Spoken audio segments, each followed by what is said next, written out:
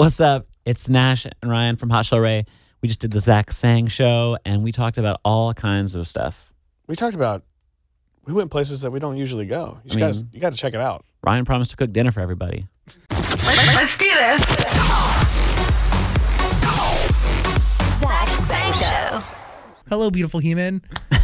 We got Dan here. Hey. And we welcome to the studio, Chelle Rae. Hey, All right. Woo!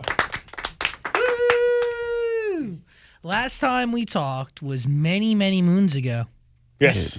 And we weren't in the same place. Via like satellites bouncing things around, and It was the worst thing ever. First and last time I've ever done it. So I'm sorry that you had to be the brunt of that guinea pig experiment. That's a terrible impression to have made. The worst thing ever. But you came back. We did. As long as we get a second To chance. reconcile. Well, it wasn't you. It was totally me. I was like, I was actually in this building, and you guys were in our studios in New York at the time, and I wasn't there for some stupid reason. That was definitely not as important as being in the presence of you two.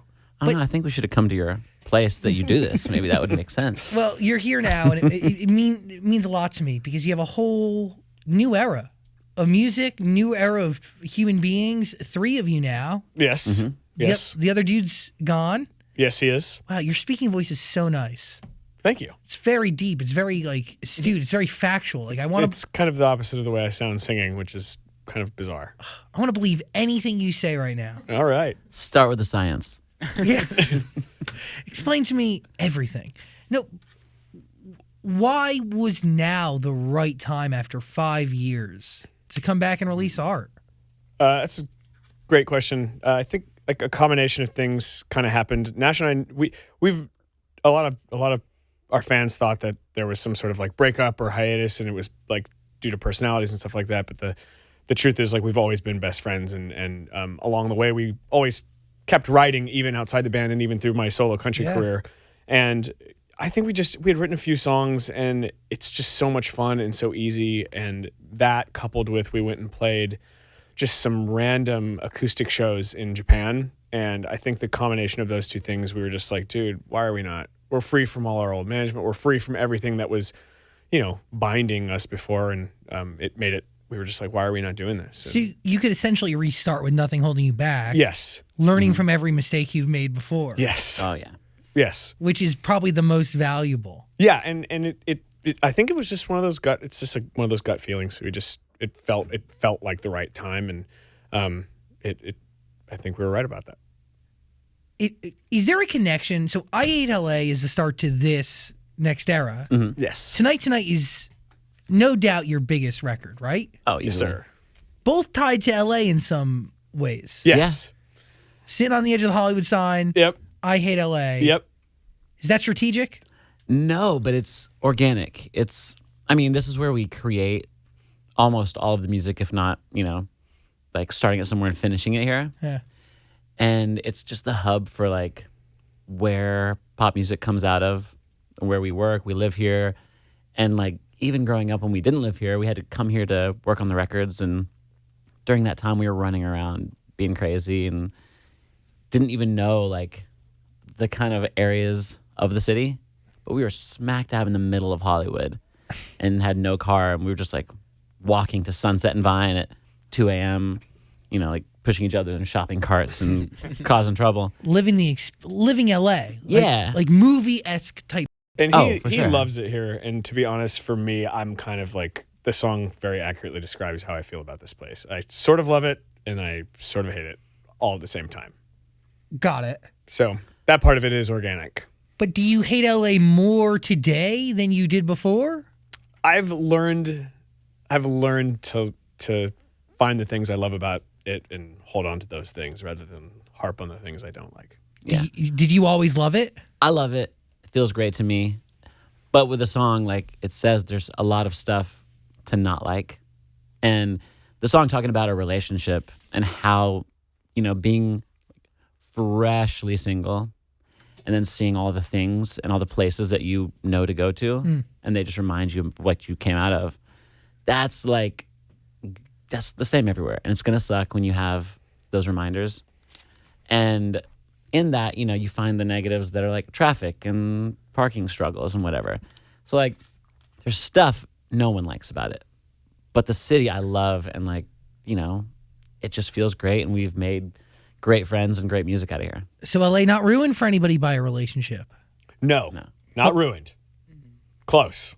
Any parts tarnished? No, it actually, it was my brother was going through a freshly sort of single experience with his now fiance, so it's happy ending. And I was just like, man, I was looking at him one day and he was just miserable, and I was like, you're gonna hate coming back here if this is what it reminds you of. And so we somehow got him in a good mood and turned it into a song, and now they're back together and gonna get married and everything's great.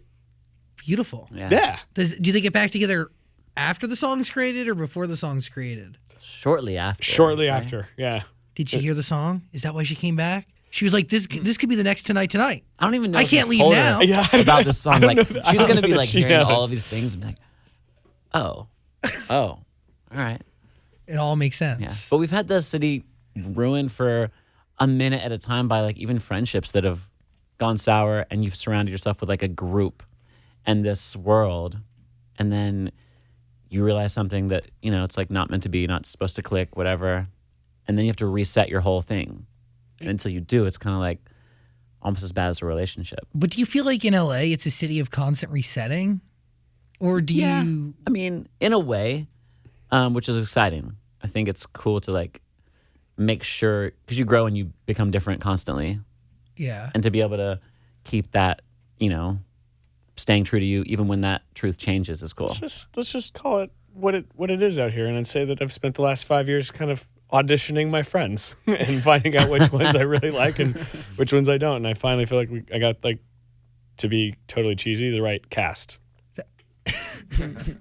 Ryan's been trying to formulate a reality show, and he wanted to tell everyone for the first time today. Just killing it with these analogies, man.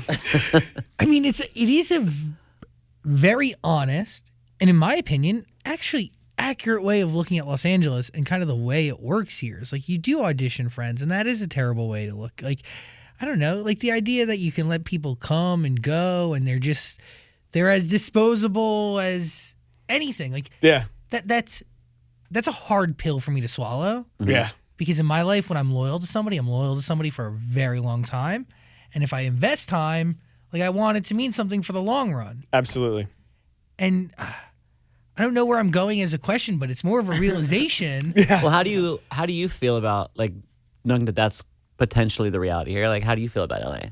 I don't like making friends here. I kind of rely on the friends that I've had for a very long time. And I've also found that like my friends who also have been here and successful in their own different ways, they do the same thing. They keep a very tight universe essentially. Yeah. And I don't think I'm 100% there yet, but I still have a lot of friends from my past. Like, do you guys keep people with you from Nashville? Like, do you still talk to anybody from there? Absolutely. And what I meant by like auditioning friends, it's like I've spent the better part of 10 years building this circle that I have now, and like it's great. And I've got my friends in Nashville, and a lot of them are come back and forth anyways between Los Angeles, and it's taken a long time to. I think the friendships are what make this place feel homey at all, and it's just taken a long time to compile the right lineup. It is tricky though, because in this city you have to balance friendship and work. Yeah. And at what point does friendship turn into work or work turn into friendship? What comes happens first, all the time, I chicken or think. the egg? And then So it's so fortunate that we do music, because work for us, like writing songs at least, you can do it with a different person every single day. Yeah. So like we don't have to business partner up with our friends and like, oh, maybe that ruins a relationship because they're not good at business. No, we can have like a day, go get drunk at brunch or something, go make a song and share that with friends, and then like do a different person the next day. And it just makes us have like more potential for the relationship. I get that. And It's you like get to know people. Fun and work and all that stuff. Yeah, and the fun adds to you getting an understanding for each other, and then you can be vulnerable. Yeah. Yeah, But sometimes people just want to be friends. They don't want to write a record. totally. That's always nice when that happens. So you rather it that way. I mean, we have, like you said, a pretty good group of friends that we can make music with and do things with, but for the most part, it's like yeah, sometimes at the end of the day, it's like it is nice to not have to do music with every single person you're friends with. Yo, beautiful human, real quick. If you got stuff in your life that you don't need, you don't use, you don't want, why not sell it? Come on, make some extra coin, bring in some extra bacon, and use the Macari app to get it done. Macari is so easy, it is free, and it's legit. There's like 500,000 reviews in the App Store with an average rating of 4.8 stars. 150,000 new items are being listed every single day. And there's users of Macari in all 50 states, so it doesn't matter where you're at, you can sell your stuff on Macari. Plus, with the holiday season coming up, like Santa needs to get his gifts from somewhere, so why not you? If you got stuff that you want to get rid of, make some extra money. Macari is for you. Oh, I totally forgot to mention that, like, it makes it really easy to sell literally anything and everything. They're going to sell it for you, they're going to ship it for you, and then you get paid. All the hard parts of, like, doing any sort of online transactions with someone are totally taken care of when you use Macari. If you're interested, just search MERCARI, Macari, in the App Store. Try it out. Let me know what you think. By the way, in the 5-year break, others could have joined you in going back to Nashville. Like, Nashville is not some, like, third world country. Yeah. Like, Yeah. it is a hub for music. Yeah, big and time. some great pop records have been crafted out of there. And I know, like, over the last few years, there's been, like, this migration west, essentially. Yeah. But, like, Nashville is very different than LA and different inspiration-wise, right? Much different. Yeah, it's hard to describe what it's like to work there. It's way different. What is the difference between an LA session and a Nashville session? Number one would be start time. Like, Somebody in starts on Nashville- time? No, these people in Nashville, they write like it's a job 5 days a week, and they don't write on the weekends usually. And a lot of them have kids and stuff like that, so they're in writing a song by like 9, 10 a.m. and out by 5 p.m. And out here, it's like I don't think a session will start before 2 usually. Yeah. Nashville's very work week. Like, this is our profession, and LA's very like, It's Sunday. let's Want go get inspired and like, see what finds us. And they're both great, and they both work for amazing songs. Personally, for me, being a little bit more production minded, the songwriting in Nashville is amazing. The production in LA is always searching for what hasn't been done and what's just touching like the edge of what exists pop wise and like pushing that. And Nashville isn't like as in tune with where LA is in that part of the world. I get it. But the craft of songwriting in Nashville is so incredible. There's been like 3 or 4 of our favorite songs we've got kind of in our, bundle we're releasing that were made in Nashville, and we took them to LA to finish them. Produce them. Yeah. Yeah, there we wrote them with like 2 of our favorite songs are written by one of the larger country writers there with us, and we like basically wanted to go back to Nashville, get the story, and then come back to LA and reproduce it. It's pretty smart. I mean, hey, well, it's our hometown, so like it feels natural, and it was probably during like a Thanksgiving week or something where we were there anyways. But we've gotten some great stuff in both places. What do you learn from your country stint about yourself? I mean, not to touch too much politically, but I learned how to better write a song. Like, to actually go and write a country song is such a different experience. I mean, you really do have to like formulate a story and pull from experiences, and it has to be authentic, or it's very obvious to the listener. But I mean, I honestly learned how to write a little bit differently, and I think it improved me as a writer. But that was the thing, is just like trying to tackle the craft. I'm like looking at you right now, and you're saying this nonsense. You learned that you're not allowed to have orange fingernails and orange hair. What are you talking about? That's honestly half of it, I'd say. Did you set, like, when you first made that foyer, coming out of really an incredible run, like from the very beginning, like you go even back to Miracle Drug. Okay? Oh, man. Oh God. From Miracle Drug all the way to Tonight, and then obviously beyond that, you had the last EP, which was really great, Recklessly. Yes. Yeah. So, Which was only in Japan, legally, I guess. so does that comes after you make country music? No, that was before I made country. That's what I thought. Yeah, It's probably 2014, maybe. it was around 2014. Why was it for Japan only?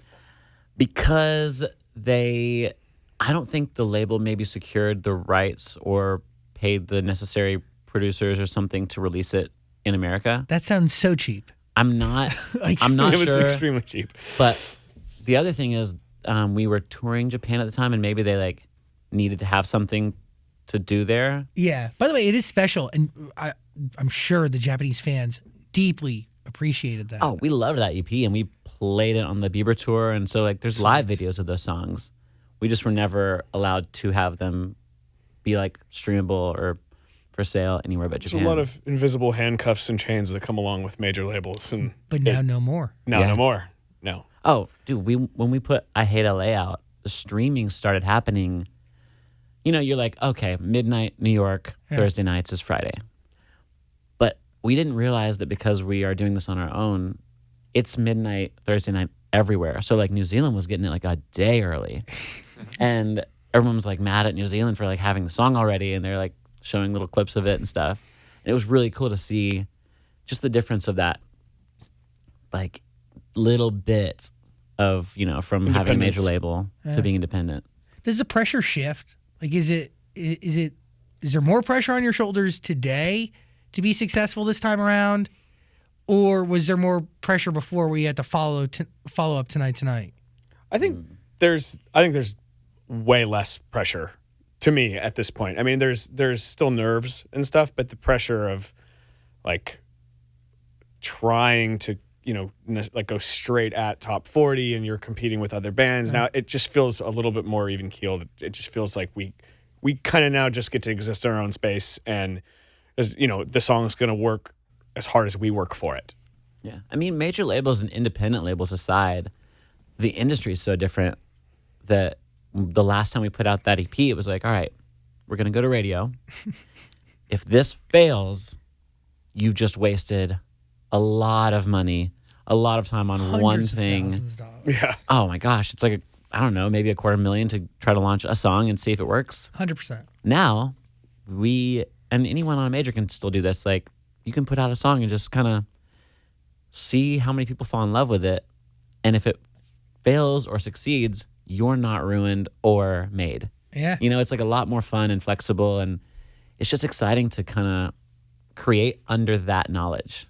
Where Which you're like, is no pressure or no regulations. Now Yeah. I just make Nash give me $250,000 whenever we're going to put out a song. every week. Every week.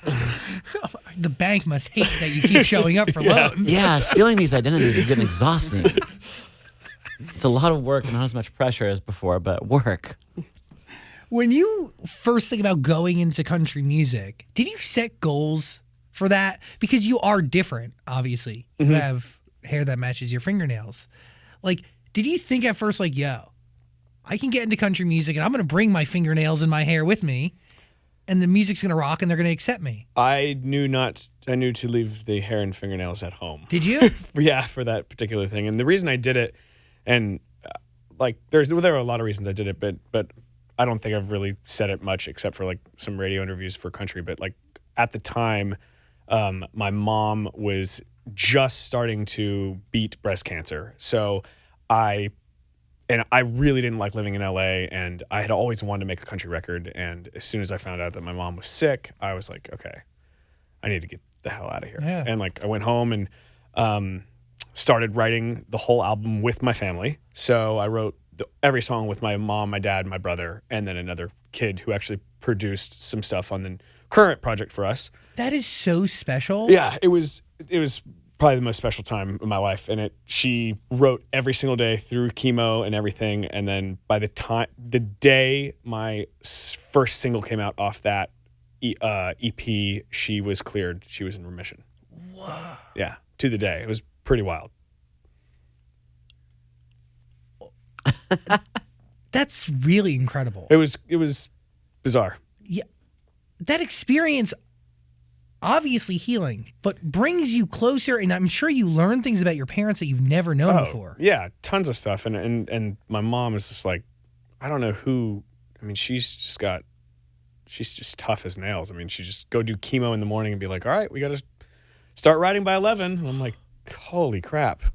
Why was that the right genre to tell your story or to tell this story? Because it's not just yours; it's a collective story of your families. Yeah, I think it was the right genre because it's one of the few that you can. It's more about the story than it is about necessarily the melody or, it's you really do get a chance to be like, this is what's happening in my life, and you just do it to a tune. Well, and his family also writes country day in, day out, and has written some of the biggest country songs. So that's like, That was also a huge whole, bonus. a whole perk to it. But like, does music take on a new meaning for you after that? Country did for sure. Pop is just such a different animal than writing country, but yeah, I mean, it was an extremely emotional time. Yeah, like that's incredible. Thank you. Music is healing. It is. I Mm-hmm. mean, it literally worked on my mom. That and the wild. drugs. But like having the family around and everybody working collectively on one project, that's really cool. Yeah, thank you. It was special time. So, Chelle Rae is back. EP coming, album coming. What do we want to do? Man, you tell us. Yes. Because Sure. there's no rules, dude. No, Exactly. We kind of like, and we're just tentatively saying this because we don't want to get fans too excited, but we're just going to keep writing song after song after song and put it out. And if it becomes an album, then it becomes an album. We've talked about an EP, but as of right now, I think we just kind of want to. We've got the first 3 or 4 that we really love, and I think we want to get at least those out there before we, go out and play shows or do anything like that. Is there any importance? Do you put any importance on wanting to tell one cohesive story to introduce this new era? That's a good question. Personally, I'll speak for myself only. I think that all these songs that we write are like snapshots of an inspiration or a moment for like one of us or all of us. So it kind of tells our story more just as like here's the life we live and here's like a glimpse into it than here's like one story over 7 or 15 songs or Yeah. whatever that is. Like we have a song called Tokyo that is probably my favorite song personally, and literally exactly what we did 2 years ago, almost exactly 2 years ago. We took a trip to Tokyo with 13 people, like all of our homies, my brother, That's dope.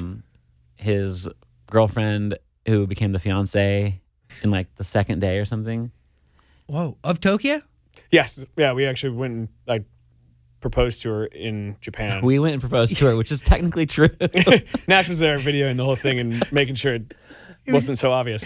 It was a team effort. It was a big time team effort, but yeah, that song is also one of my favorites. I can barely sing it without crying, so it's obviously important to me. But the lyrics are literally, we spent 8 days and we just like said what happened. And so those things, writing songs, it's like, here's a week of our life. You saw it on Instagram. Yeah. You know what happened, and now you get to hear like what we were feeling when it happened. That's really cool.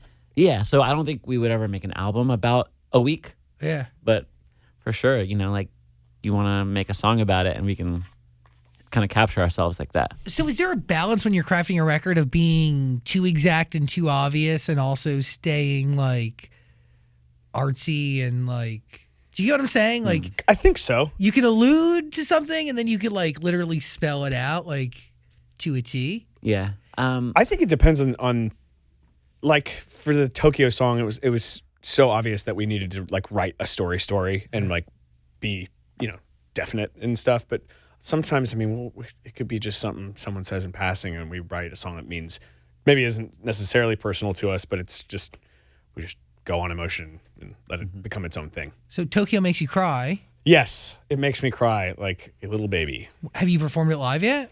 No. I have not performed it live, but it was very hard to sing the vocal because it would always get me emotional. But like it's hard to just sing it acoustic in the room, like when we're rehearsing. It's just hard for me to sing it. Wait, because this song's not out yet, right? No, No. it's not out. Yeah, because I haven't heard it. No. And I would have heard it. You're sitting in front of me. You know about Miracle Drug. I am certain you would have heard it. Yeah. Yeah. Well, yeah, I'm trying to, like, now I really want to hear it.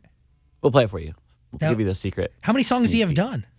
Jeez. We've- We've got like 5 or 6 that are like really close. They're not 100% mixed and mastered, but they're like finished. And then we've got, I don't know, 5 or 10 more that are being worked on. So when did you start? Was Tokyo the first song? No, it was not the first song. We started we've been doing this for like, what, a year and a half, 2 years? Yeah. Not consistently, because my brother, we always are flying around and doing different stuff, and we got to be together to do it. But I would say it was probably like 6 months of actual consistent writing consecutively, if you were to map it out that way. But it's like 2 years of flying around writing songs. Cool. And you guys were you doing sessions for other people at the same time? Yeah. Yeah.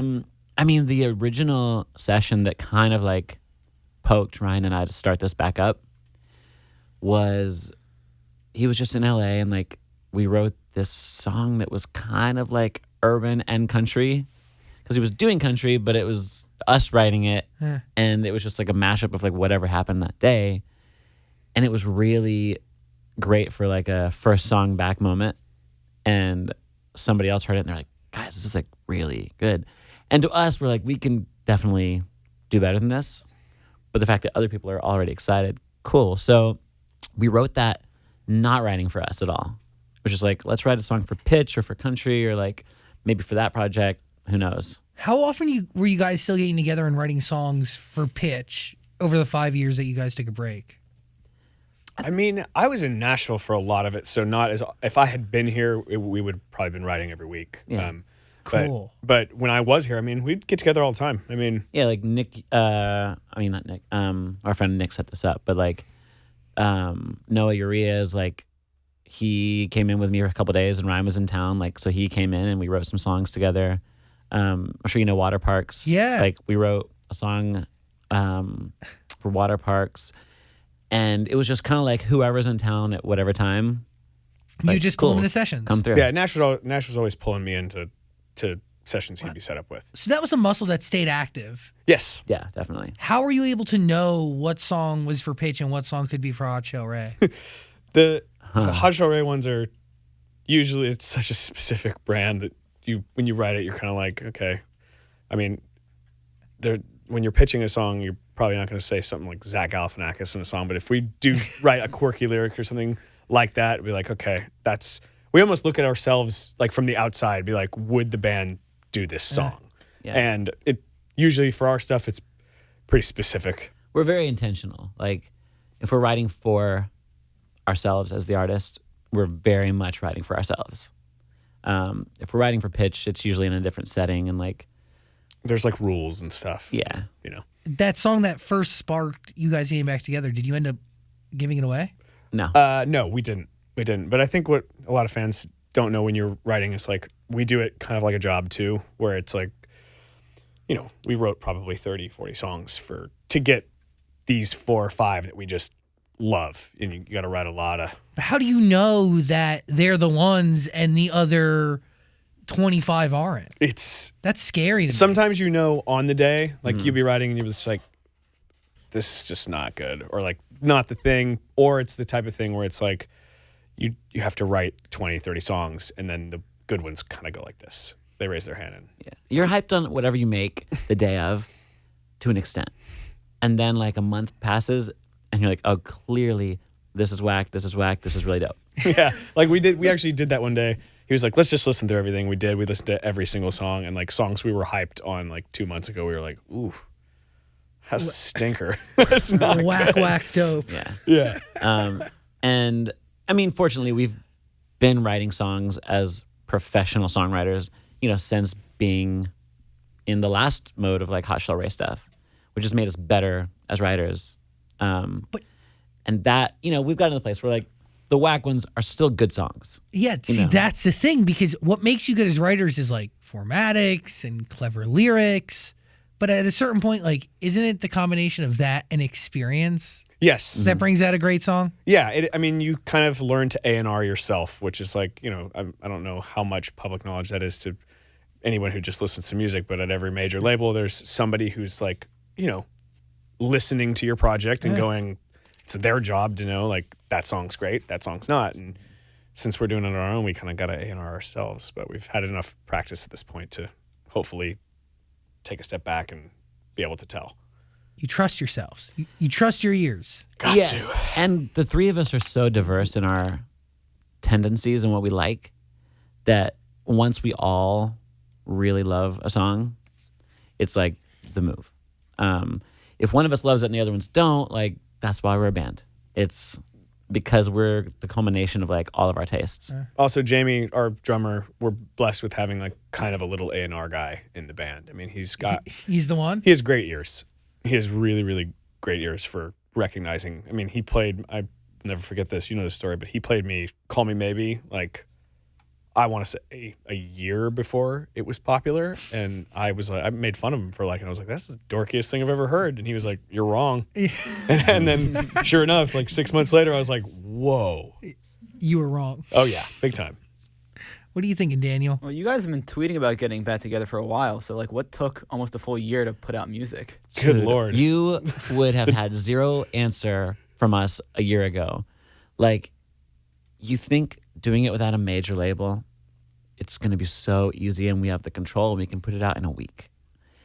And we realized, like you asked earlier about, you know, is there more pressure now?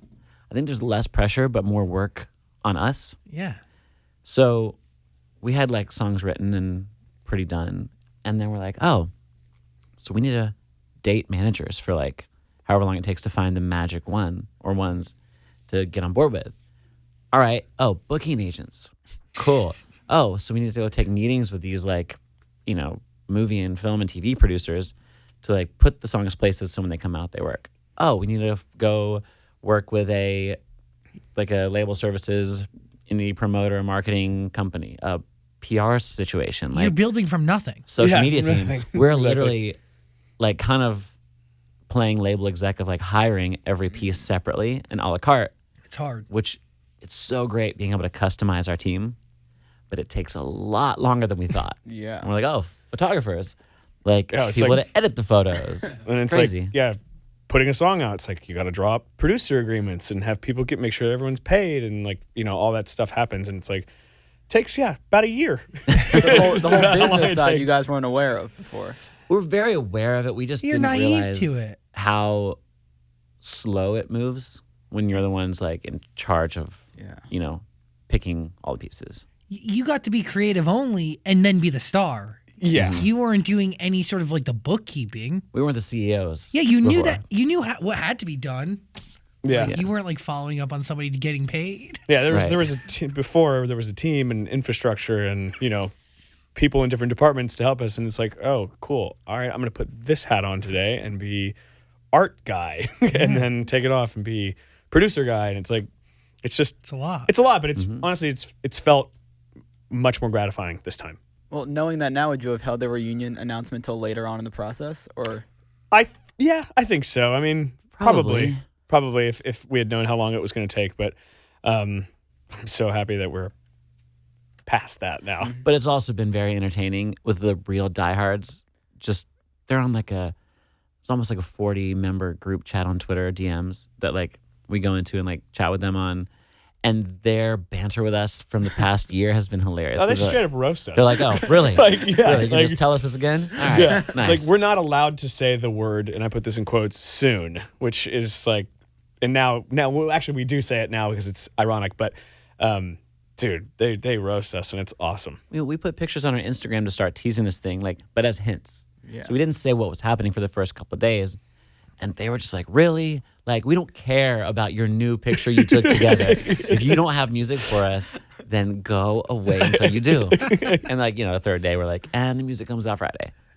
And everyone's happy. well, I was gonna ask, were you worried that like diehards wouldn't be there anymore, the fans wouldn't be there, they'd be like, oh, great, these guys again, or was that a worry at all? I think a little, like, I don't know what it was for you, but for me, I mean, yeah, I think it's every, you know, anybody who goes on hiatus that long or doesn't make music, I think you're always a little bit in the back of your mind, like, well, we love it. I hope people care. And but as the date started approaching itself, and what I kept doing is just like listening to our music, just like myself up because I love it and I think is really good, the best we've made. I was like, you know what? I think they're gonna be stoked. You believe that? This is the best music you've ever put out? Yes. I do.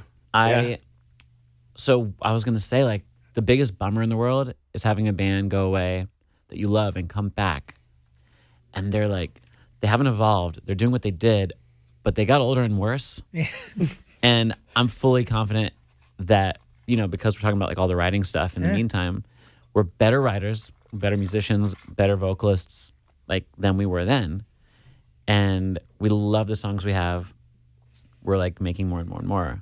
But we've actually had time to like improve instead of being on tour and playing the exact same set for, like we did literally 9 months out of 1 year. Like it was a really crazy schedule and we didn't get to go like work on like upping our craft. Totally get it. So it's been really dope to get that chance to improve and know that when we come back, we are into like current music. We love music and we're constantly listening to it. So we're not out of touch or out of date sonically, and we're better writers and musicians and singers, whatever, right now than we were then. Except for, I don't know where Ryan's tambourine is, so he might have lost a couple chops. Dude, tambourine must come back. I'm gonna dust that thing off. You're gonna have to put easy some to duct dust tape off. on it. Is there like a want to... Tonight was such a big song. Really, it set the tone for Hot Chelle Rae as a whole. Almost to a point where it was like, I don't want to say like too big because I'm sure the checks still come in, but like it casts a shadow. For sure. And you could have bowed out when you bowed out and kind of rode into the sunset, kept making music for other people. But has there been a want to follow Tonight up with something to not be seen as just having that? I mean, even though you had another big record, you had a couple, but nothing was as big as Tonight. Yeah. Like that's still being played when you leave your house. Yeah. That was like a freak of a hit. Like, But do you see it as a freak of a hit? oh yeah, it was such a cultural phenomenon. It was past like airwaves. It was just like, a 3-year-old sings la la la, and like, It's like its own meme. somebody says whatever in passing, Yeah, and somebody follows it with the next line of a song. they know. And I think we're always wanting to beat everything we've done. I don't think there is a real end goal when you do art because you can't stop at a point. You can always try to beat what you've done. So like, I don't know if we can even compare like a song to a song and like Yeah. say we topped it or not, but we always want to do the biggest, best thing with the next thing we do. So sure, like, Yeah, I want to top that yeah. for sure. But you know what? We're having a blast with life. We're having a blast making music and we're happy. So topping something is just like icing on that cake. It's not like we're not depending on that to like, Totally. be having a good time. Making art is the fuel. Yeah, It's for not sure. like, but the fact that you are actually working together again, it means that you're still swinging and have the chance to For at sure. least hit one out of the park again. Yeah, Definitely. and that's you just never know when it's going to happen. And growing Totally. up in songwriting families, we watched it firsthand. It's just like my dad always compared it to a batting average. He's like, even the greatest home run hitters strike out all the time. And he's like, you just keep writing, and then one of them's just going to go if you keep doing it. But it's consistency. It is. It's like, Yeah. I don't want to say that's like 95% of it, but it might be. It's a lot of eat, sleep, repeat, and hope that it catches. I mean, not to dad it up in here, but like my Whoa. like favorite wisdom from my dad. I know. Like this whole Daddy Chelle Rae situation with like the Instagram comeback is a new thing. But now one of my favorite things that my dad said, is he's a songwriter, was you can't write a crazy hit every time. Even if you could write a hit every time, it wouldn't be a Tonight because it's just so much magic involved with like that doing what it did. But he goes, you exercise the muscle, you get good at doing what you do, which is write songs, and have that skill down so that when lightning strikes, you know how to catch it. Yeah. And you don't know when it's going to strike. And it's like writing these songs. I Hit LA was written maybe in an hour. Tokyo was written in maybe 40 minutes because it was just like, here's real life, spit it out. Yeah. We wrote a song called Too Much, I like to say in like 3.5 days. But we were writing a song that wasn't bad. It wasn't good. It wasn't coming out. It was like, we just sat there and we'd work on it and like, we just couldn't crack the code. I'm like, all right, it's good enough to work on some more. Tomorrow, let's go. Try it again. Third day, we're like trying it. And our friend who was producing it was like, let me just play you like another idea. And he played us this track bed for what became Too Much. And we were like, oh, this is just so inspiring. And that song was done half an hour, maybe an hour. And so we wrote the other song for 3 days to get to the lightning moment. Yeah. What's the Michael Jackson Prince quote? Michael Jackson was like an insomniac and stayed up at night because he was like, God gives me ideas at night, and if I don't stay up, Prince will get them. And like, So there is like, and if you've ever written a big song, like there is, when you're writing a big song, sometimes it feels like the song is writing itself, and or it feels like something's just given. It's the song is being given to you in some way. And Tonight felt that way?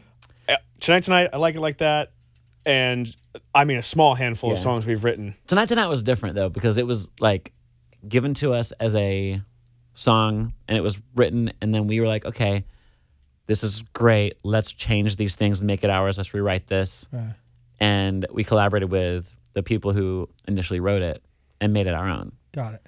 But I like it like that was like crack. It was sitting in a circle, and everything everybody said was like, great, great, great, great. Oh, the song's done. Sick. And it was just so effortless. And one of the most obvious, like, this is going to be a great song, like when we wrote it. Is that your measure of what is a great song in the creation process? How fast it all happens? I mean, a lot of times when they happen fast like that, which writing is not, for anyone who doesn't know, is not a fast process generally. It's just usually it you're all coming up with different ideas, and one person may have an idea of what they have the song wanting it to be in their head, and it could be totally different. But when those happen, it's usually like everyone's somehow on the same wavelength and they happen fast. Yeah. Fast is not easier. It's harder to get to fast. But when you do it, it means like, oh, it's really right. Well, a lot of things need to be right to get to fast. Yes. Yeah, for sure. The room needs to be right too. The room, yeah. And then like what he's saying about his dad, like the practice, like just being ready to catch the lightning is something that you have to just write a lot to do. Do you guys ever go back and listen to those songs and are like, okay, why did these work so well? How can we kind of put that into the newer music? Yeah, that's a good question. I don't think I've ever listened to it like that. And now I kind of want to. Yeah. We've definitely asked like fans because we know what we like about it. Mm-hmm. But we've asked and we've been able to see live what hits fans and what moves them when they're listening to it. But yeah, like you said, I've never consciously thought of like, okay, what are the triggers that these create that are exciting? I've thought of the opposite, though. I've definitely listened back to it and been like, what the hell were we doing? We wrote this one song. Look, the end of Tonight, the last lyric is "it's." Really? Because it's taken from the bridge, like, let it all out, it's you and me, but it's chopped at the end, and it's just, like, flown over there. You'll never be able to unhear it. Let it all out, it's. It says, let it all out, it's... Oh, you're And right. the jams. It's so... Like, So what are you proving? That There's no, like- there's no rhythm or rhyme? well, no, like, he's saying, like, I listen to stuff, it's like, what? Why did we How? do that? How do we miss that? Like, we just let that slide. Like, no one's thinking. I think but we were it's- playing like a show in Japan or something like years later, and I was like, do you know we didn't cut the "it's" at the end of that song? And he was But- like, what do you mean? I was like, listen. Like, But music's so emotional and like just like passion based and whatnot that people like stuff that they like, and it's so hard to even try quantifying it. Yeah. They're like, what makes me love this? I wish I knew. I wish I could know so I could do it every day. But that's the thing with the lightning moment. It's like some of them are great, some of them are good, some of them are magic, and like we're just obsessed with like finding the magic ones. When do these songs drop? Because I'm Well, pumped. I Hate LA's out. We're going to try to drop a new song 6 to 8 weeks in between them Cool. just to kind of like keep giving people new stuff. and it's kind of like, it takes a second to, like, you have to, and I don't think fans probably know this, but when you're releasing a song, it takes like 4 weeks for a song to even like process into a system to get it out. So Really? all the yeah. distribution and all that stuff. yeah, so it's So I kind feel of, you like- kind of have to wait. You know, like Jesus. 6 to 8 weeks in between is like a safe, like, extra exaggerated time period. Totally get it. But, we'll do like acoustic versions or remixes as well in the meantime in between these things. And we've got a decent amount like ready to go. It's just kind of, a matter of like showing each song love, giving it the most gas we can, and then, giving people the new one to be excited about. Let's be real. It's a safe amount of time in between celebrating too. So You can only afford so much 1942, but you have some right there. So Well, actually, speaking of celebrating, can you explain this like coked nose Barbie that you guys she tweeted at? celebrated her LA self into obliteration. I don't know what you're talking about. I have no idea. Yeah, I love powdered donuts. so. We actually had a really close friend of ours help do the art and collaborate on this thing, and he sent us over this whole deck of these ideas, and he was like, you guys might be too much on one of these, but I think you guys are gonna like it. And we were like, dude, that's the most LA looking thing I've really ever is. seen in my life. Some feel like sad I've girl partied- with blonde hair. I've seen that girl so often. Gosh. It's crazy. He defines my anti-type for sure. As you rub your nose. Nice, Nash. What do you What? you good? Well, I also want to know. So when you guys get back together and you're in rehearsals, do the old songs just come like naturally, or do you have to really rehearse those again? Dude, we actually were talking about this because we just played our first live show in 6-7 years. We did a secret show at the Peppermint Club, and we spent the first half of rehearsing basically in Nash's living room, and straight because up. we were like learning how to play again, basically. Like it was honestly for my brother mainly, but the old songs. I mean, tonight. I think we joke about it. It's the same 3 chords the whole song. And even when we're not singing out loud, I think we could jump in at any point and know what lyric it's on. Like, Just start playing. because it's just that. It's so automatic. It's like, And it's easier than driving a car. And we've done acoustic shows like in the last year for different events and whatnot. So like getting up and hearing the structure and like feeling that out has been really easy. But the tonight thing is just like, it couldn't be more second nature. There are some songs though that I'm sure are going to be a whole situation, because we made up for live, we made up all these intros and these moments that aren't on the records, like cool drum solo, guitar solo, like drawn out intro with you walking out first, you did so there's a lot that we have to figure out when we're playing back, the structures and stuff. To build it. Yeah, we're like, why did we choose to do this, and what were we doing in this moment, and is that still relevant? Do we change that? Do we do it again? Did you have a musical director before? I took on a lot of the musical director role for just the Pro Tools rig knowledge alone. I mean, basically, Nash, we arranged the show. He would produce the whole thing out, and we would just arrange it, and that was it. Which, by the way, invaluable knowledge sure. and ability. But it was a nightmare in rehearsals, because we'd be like, ooh, what if we did this? I'm like, 20 minutes. I'll just need to chop this up. And if you have a musical director that you're not, you can keep rocking and whatever. While they they're can go doing it. handle that, yeah. Next time, I think we were a little green and kind of stupid for not doing that. So I think this time around, it'd be probably pretty tight to have one. So what is the biggest thing that you've learned from the first go around that you're using every day? I think the things that we learned the most, I don't know if they were necessarily musical for me, but it was a lot of business decisions the first go around that have completely changed my decision making abilities and skills and our conversations. Let's hear them. Oh, that would give away my whole book Yeah. that I'm going to be coming on the show I'm trying to talking write about my book next first, week. though. No, we learned a lot. We were super green and kids when we started this, and I whether it's major labels or managers or contracts or percentages or any of that, I think we've have a great foothold on Yeah. what is right and wrong in that particular space. And that might be the hardest part of the whole thing. It's the part that I think there's so many pitfalls when it comes to that type of thing, and there's I don't even want to know how many great artists out there right now that people aren't going to hear because they signed a bad deal or they did the wrong thing and when they could have done the right thing. And I think for us, we've got the right team, that we're all like-minded and we're all making the right decisions together. What is it for you? I think for me personally, it's the bravado of what to believe in and how hard to believe in it, as far as the art that we're making. And when you do a song And what we did originally was, we bring it to the label. Like, we love this. Like, cool. We're going to talk to the board, see if everyone's willing to release this as a single. I'm sorry, there's this old guy who's like, kind of barely able to speak. That's just like, nah, not my cup of tea. I'm like, how is this being held? And there were moments where we didn't press for what songs we loved. They're like, well, how about this instead? We're like, fine, just put something out. You're the major label. Like, we operated sort of out of a fear-based area. And so, those songs that we kind of caved on and we're like, they're fine. We don't love them, but we don't hate them. They didn't do as well as the songs we loved.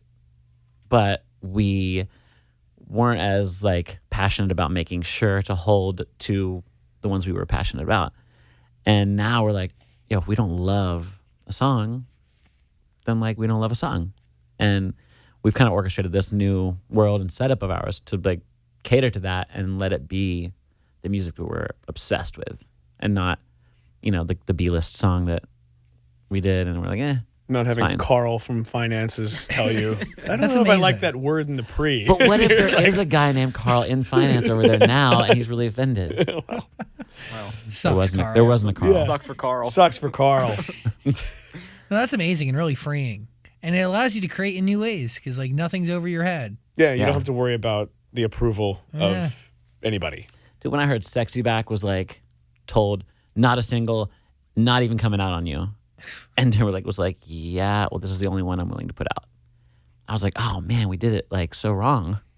We could have just been like, sure, like drop us or let's gamble on ourselves. And I think like as an artist, you have to do that. Do you think if you gambled on yourself, a song like Tonight would have still seen the light of day? That was the smartest That's a thing good we did that we didn't really want to do at first. We'd made totally different music sonically before that, even though Tonight was more along what we listened to and what we would make in sessions for other artists naturally and like easily. And we heard it, we're like, yeah, it doesn't sound like us. And so we don't really think, and like as we're saying that, kind of realizing it was just stuck in our heads. And we got the first mix back and we're like, oh, this is really fire. Like It hit. it was getting the But first to- mix that changed the whole thing. And But so, to answer your question, I think those songs do get missed if people don't take, certain risks and get out of their comfort zone a little bit. I think there's plenty of those songs probably floating around out there that are getting missed. 100%. I've heard a lot of those stories. Yeah, I mean, we've all heard stories of songs getting cut years and years and years later that somebody was sleeping on, and it just took the right catalyst to, Get it light there. the rocket. You're right. Daniel Zolot, Yep. you good? Are you guys gonna get in the studio with Demi Lovato again?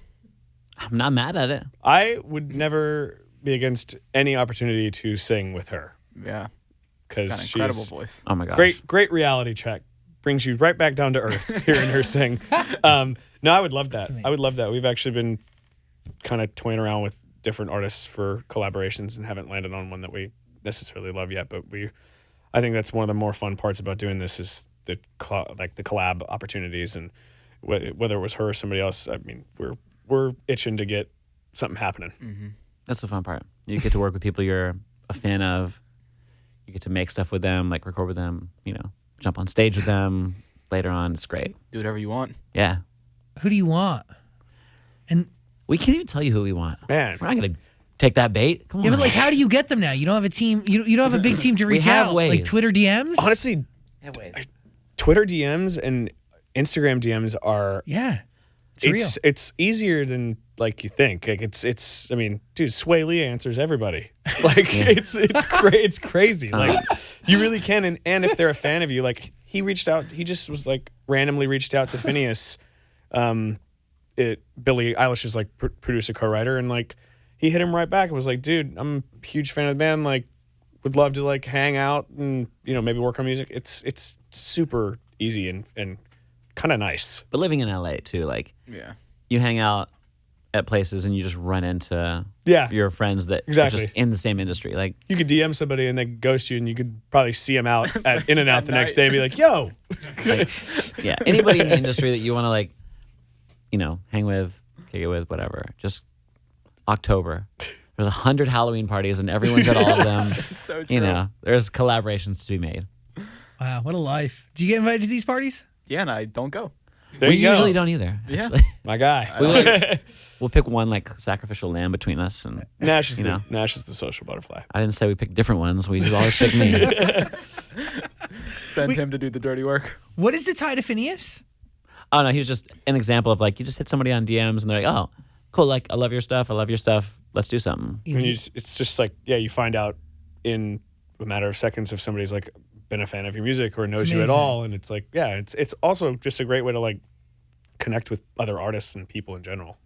Dude, the internet, man. Bringing us closer together. Internet's Damn. crazy, dude. A blessing and a curse. Yeah. Hot Chelle Rae. Do you have a hard date? 6 to 8 weeks. So I got to do math from the last release to We- find the next. Yeah. Yeah. It's like Christmas. There's some travel stuff because of the holidays we're trying to sort out around these dates.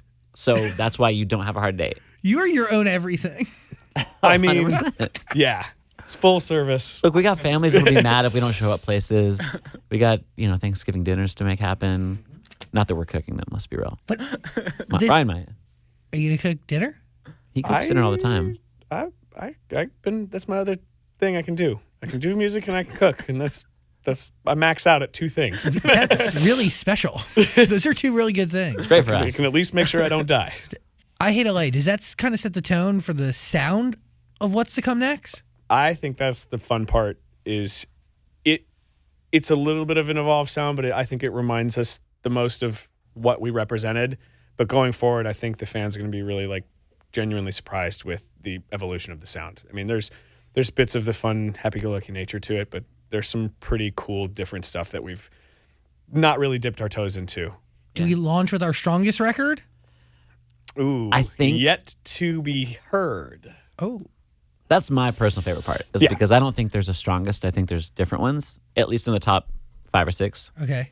Because there's a borderline ballad. There's a I Hate LA. There's, and like the sonic palette, asking if it's like setting the tone.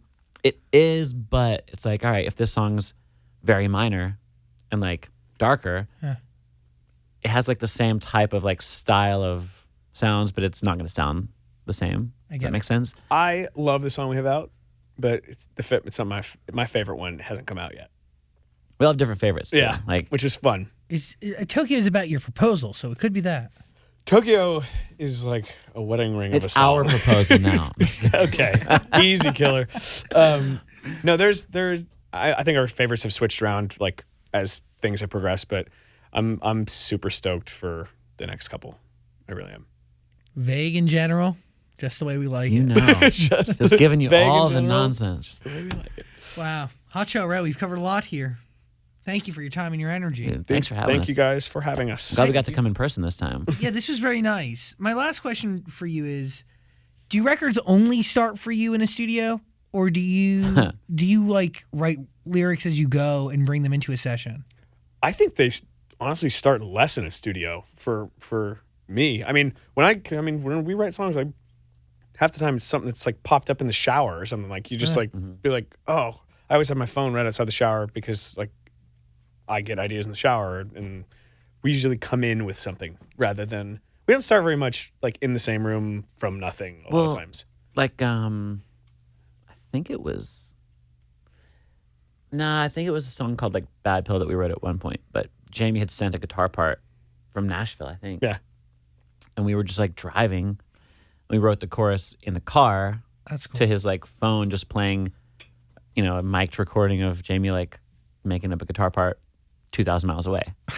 That's the weirdest part is the idea is like I came up with a chorus idea. Some band was opening for us, and I really liked the chord progression. So he and stole it. and I took the couldn't- exact same lyrics. and I couldn't hear anything that they were singing, but I could hear the chord progression, and I was like I made up an entirely different chorus to this chord progression I heard, and I was like, I was like in the bathroom, like waiting to go on. This is the weirdest way to do your job. But will that song ever see the light of day? It not might. written, but- It's not written, but it might. I mean, it's. We'll see how. I haven't listened back to it. We'll see how crappy it was or not at some point. Crappy bathroom. Ha ha. Oh, wow. Nice. Hot Chelle Rae. Gross and terrible. Yeah, it was disgusting. Really a terrible way to end this. It really, Right really on was, brand for but us. Love it. it's really on brand. Hot Chelle Rae, thanks for hanging out, guys. Dude, thank you for having us. Thank Thanks, you. guys. Appreciate you. Hey, beautiful human, thanks for watching our full interview, but I get it. Like, a full interview is a lot. So we got a clips channel. We don't expect you to watch the full thing anymore, so we just gave you the highlights. Please subscribe and notifications and all that stuff. Okay, cool. I love you.